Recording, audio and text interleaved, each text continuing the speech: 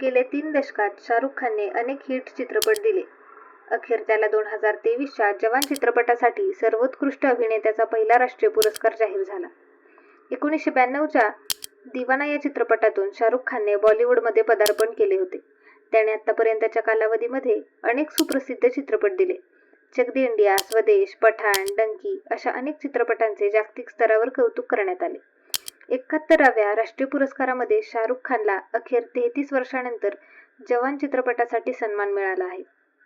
त्याचे काम, अभिनय, लोकप्रियता आणि भारतीय चित्रपटसृष्टीवरील प्रभाव लक्षात घेता हा पुरस्कार त्याच्या कारकिर्दीतला एक महत्त्वाचा क्षण असणार आहे. पण जवान या चित्रपटाला हा पुरस्कार मिळाल्याने अनेकांनी एक्सवर नाराजी व्यक्त केली आहे. शाहरुख खानच्या जवान चित्रपटाला हा पुरस्कार देण्यापेक्षा स्वदेश किंवा चक दे इंडिया अशा उत्तम चित्रपटांना जर हा पुरस्कार दिला असता तर जास्त आनंद झाला असता, असं मत अनेकांनी एक्सवर व्यक्त केले आहे. यामध्ये देशातील त्याच्या फॅन्ससोबत परराष्ट्रीय फॅन्सचा देखील समावेश आहे.